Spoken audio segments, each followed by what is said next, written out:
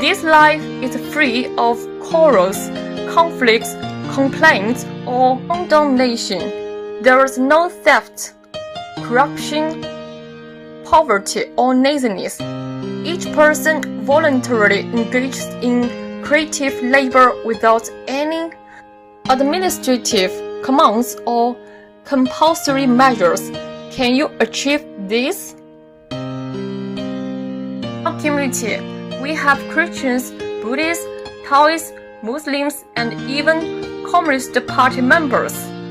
We have urban professionals and rural folks, entrepreneurs, and the impoverished, PhD students, and those who never completed elementary school.